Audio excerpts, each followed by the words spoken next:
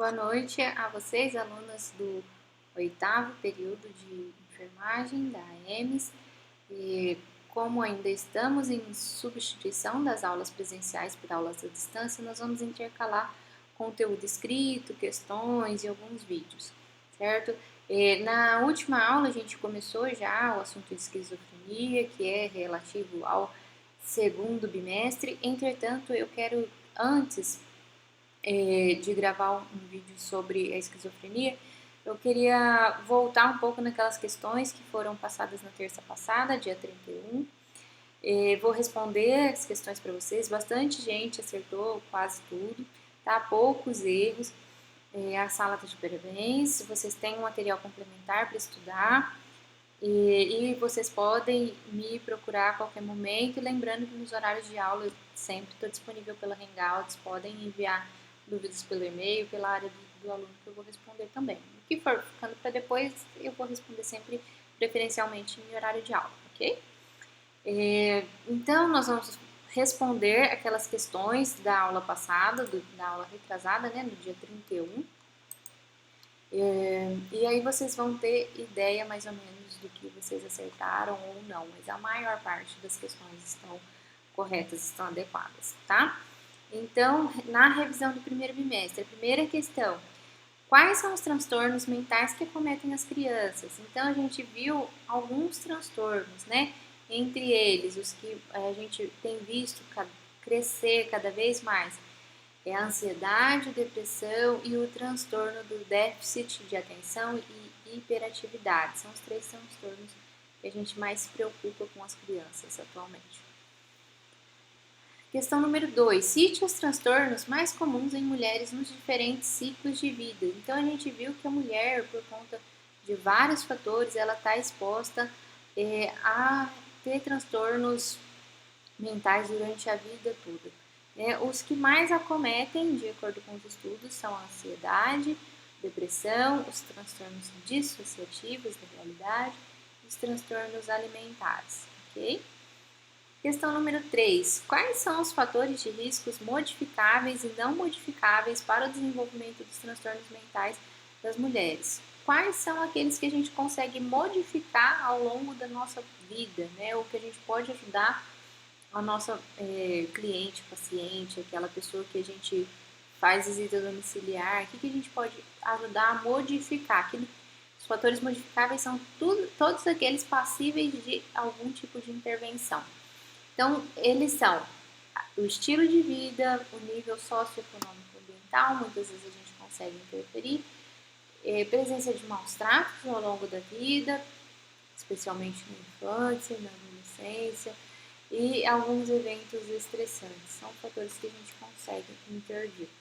Os fatores não modificáveis são relacionados aos hormônios da mulher que a gente não consegue interferir, tá? E o ciclo de vida que ela está naquele momento. Se ela está na adolescência, tem os transtornos relativos à puberdade, lembra? No puerpério, na gestação. Então, o ciclo de vida a gente também não consegue interferir. São os fatores não modificáveis, ciclo de vida e fatores hormonais.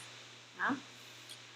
Questão número 4. Qual a diferença entre a anorexia e a bulimia? Bom, são ambos transtornos em que a mulher tem uma visão distorcida dela mesma, né? A anorexia é muitas vezes por conta da percepção que ela mesma tem, porque as pessoas falam para ela que ela está magra, mas ela se enxerga como uma pessoa gorda, obesa, tá? Ela não consegue se enxergar diferente. A anorexia, ela acomete mulheres mais jovens e é onde a pessoa para de se alimentar, tá? Buscando um padrão de beleza que está na cabeça dela. A bulimia, ela está relacionada mais com o que os outros pensam dela, né? Então, às vezes o namorado, os pais falam que ela está gorda, está acima do peso, e na verdade não está. Ela está numa condição boa, né? Mas é uma pessoa que, na maior parte das vezes, ela tem dificuldade de se relacionar e dificuldade de expressar, de colocar para fora aquilo que ela sente. Então, ela come de forma compulsiva e depois vomita, ela espelha esses alimentos que ela ingeriu, tá? Então, A bulimia, ela atinge mulheres um pouco mais velhas, que já passaram da fase de adolescência e relacionado principalmente à dificuldade de se relacionar, de se expressar, ok? Questão número 5. As pessoas que fazem uso de substâncias psicoativas, elas podem ter transtornos mentais em decorrência desse uso? Sim, elas podem, assim como a gente viu no filme O Bicho de Sete Cabeças, né? As pessoas quando utilizam substâncias psicoativas, elas vão tendo danos cerebrais e elas vão ficando propensas a desenvolver transtornos, ok? Questão número 6. Qual o papel da enfermagem no atendimento às pessoas com transtornos mentais? Então, nós vamos fazer vários papéis, não somente com as pessoas, né? Então, a gente tem a obrigação de fazer o acolhimento, a escuta terapêutica, de observar os sinais e sintomas, de orientar o paciente e a família sobre a patologia apresentada, sobre quais são os sinais, sobre o acolhimento, que não vamos ser apenas nós que vamos fazer, a família também precisa acolher. Vamos orientar e incentivar a reinserção social, a necessidade e a importância de tentar o máximo possível o convívio na sociedade, tá? Realizar atividades educacionais, atividades laborais, tá? Isso daí tudo é o papel da enfermagem. Questão número 7. Quais são as modalidades do CAPS existentes, dos CAPS que existem então hoje, e as diferenças entre eles? Então a gente tem CAPS 1, 2, 3 e 4, CAPS I e o CAPS AD. A diferença é a população que eles atendem. CAPS 1, 2, 3 e 4 vai atender populações maiores, né? O CAPS 1 acima de 70 mil e assim por diante. E o CAPS, também outra diferença é a quantidade de profissionais e a carga horária que eles estão inseridos em cada CAPS, tá? Não precisava especificar, a maioria de vocês especificou quais são os profissionais, a carga horária, a população, tá? Mas a principal diferença é essa, é o número de população que eles atendem e a quantidade e a carga horária dos profissionais. O CAPS I, ele vai atender as crianças e o CAPS AD vai atender pessoas com transtornos em decorrência do uso de álcool e drogas. Essa é a principal diferença entre eles, a população atendida e os profissionais. Questão número 8. Qual a diferença entre internação voluntária, involuntária e compulsória? A internação voluntária é quando o paciente ele percebe que ele precisa de uma internação. Por exemplo, um paciente às vezes depressivo, um paciente com tendência ao suicídio, ele percebe que ele precisa de internação, ok? Essa é a internação voluntária. Ele mesmo deixa de ser internado. A internação involuntária é quando o paciente ele não consente a internação, porém ele não está em estado de decidir, de definir, tá? Ou ele tem surto psiquiátrico, e quem vai definir isso por ele, quem vai decidir é o cuidador, a família, né? E vai ter uma orientação médica, uma indicação médica. Por exemplo, o paciente que chega em surto nos pronto-socorros, né? E às vezes a gente não consegue cuidar, é um paciente que está descompensado há muito tempo. A internação compulsória, ela acontece quando ela vem por determinação do juiz. Lembra que a gente já falou algumas coisas de maus tratos, a família às vezes não cuida direito, o paciente não colabora, não ajuda os pacientes com transtorno mental. Então, muitas vezes isso acontece por denúncia, tá? Dos vizinhos, dos próprios familiares, se o paciente estiver sofrendo maus tratos, aí vem uma determinação compulsória, para internação compulsória. Todas as 3 modalidades precisam de uma indicação médica, tá? Quando for a internação compulsória, o paciente vai ser encaminhado para a internação, mas chegando lá ele vai ser avaliado pelo médico e vai ter a carta definindo se o paciente vai ficar realmente internado ou não. Ok? Nas 3 precisa de indicação médica. Questão número 9. Quais são as atividades realizadas dentro do CAPS? Bom, de um modo geral, eles têm umas atividades que são inerentes a todos os CAPs, tá? E é isso que nós vamos responder nessa questão. Então, todos os CAPs, eles vão fazer o atendimento individual individual. Esse atendimento vai incluir medicação, psicoterapia, orientação ao paciente. Atendimento em grupo, então vai fazer psicoterapia em grupo também, atividades de suporte social, tá? Junto com eles, um artesanato, nós já conversamos isso em sala de aula. O atendimento também em oficinas terapêuticas, vai ter um profissional de nível superior ou nível médio para ajudar nessas atividades. Outras atividades realizadas no CAPS são as visitas domiciliares. Dessa forma, a gente consegue atender aquele paciente que não consegue ir até a nossa unidade e consegue atender e orientar as famílias. Lá a gente verifica como o paciente está sendo tratado, as medicações estão tomando, o ambiente que o paciente está vivendo. Outras atividades realizadas são as atividades comunitárias, com foco na integração do paciente para ser inserido na comunidade, tá? Na sua inserção familiar e na sua inserção social também. Essas são atividades que, de um modo geral, elas são inerentes a todas as modalidades de CAPS, tá? Existem algumas outras que são realizadas especificamente no CAPS 4, por exemplo, mas, de um modo geral, essas são as principais atividades que eles realizam, ok?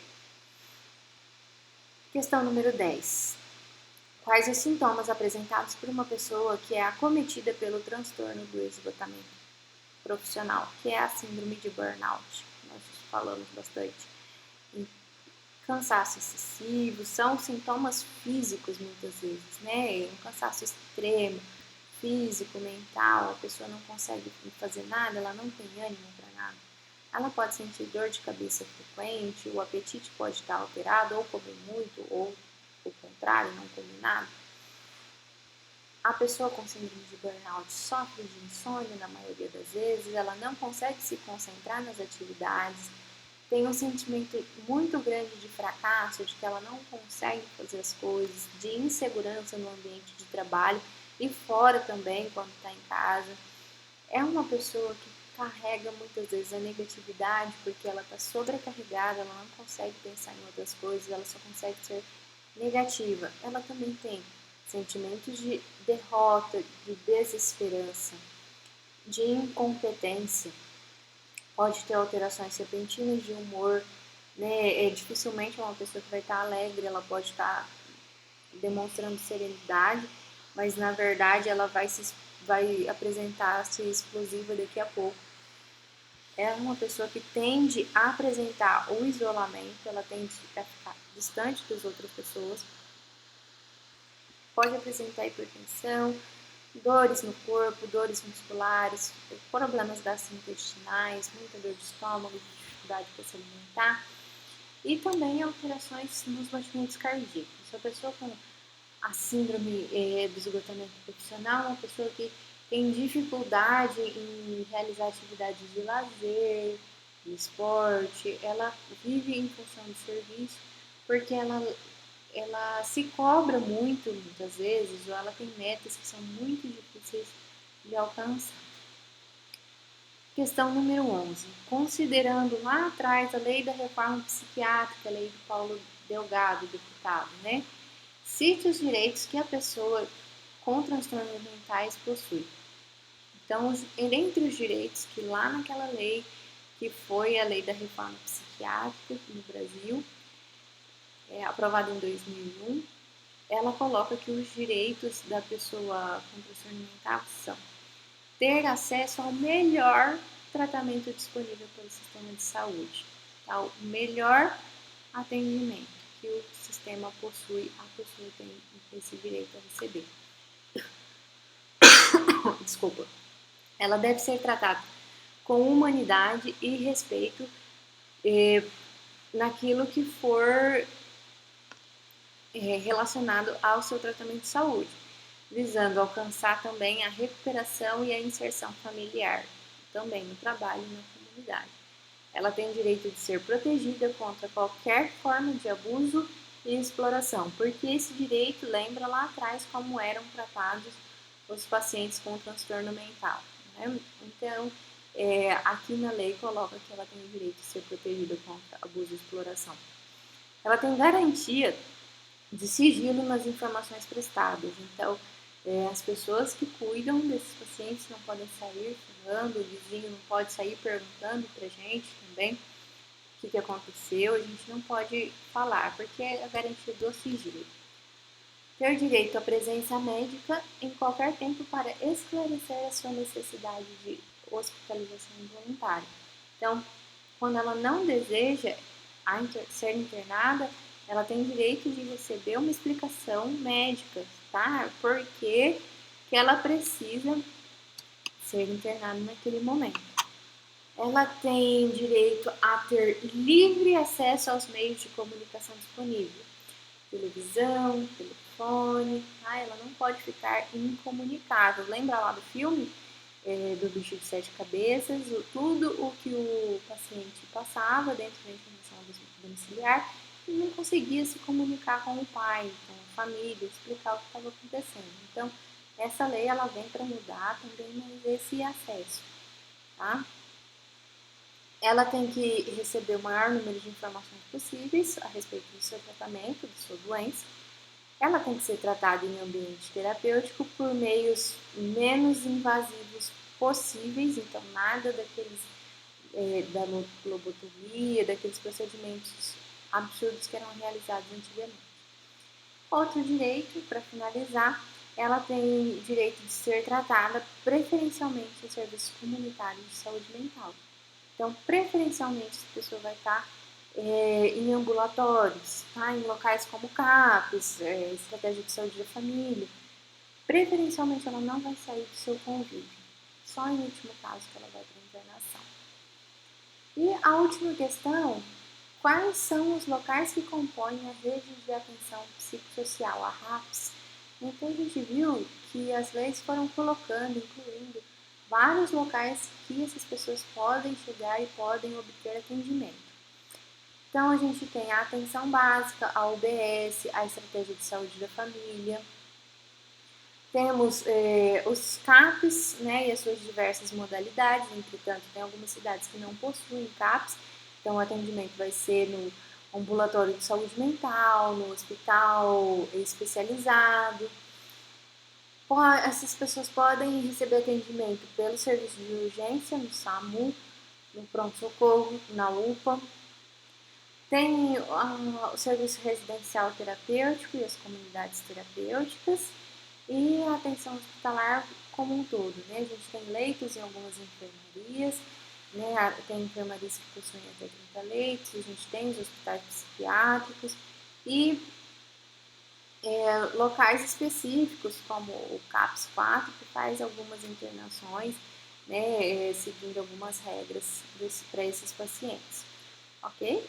Essas questões são para a gente revisar, então, o conteúdo que a gente estudou no primeiro bimestre e aqui é só uma breve revisão, ok? A gente vai continuar agora nas próximas aulas com o conteúdo do segundo bimestre. Lembrando que se vocês tiverem dúvidas ou dificuldades, vocês podem me encaminhar por e-mail, Hangouts, área do aluno. Até a próxima aula.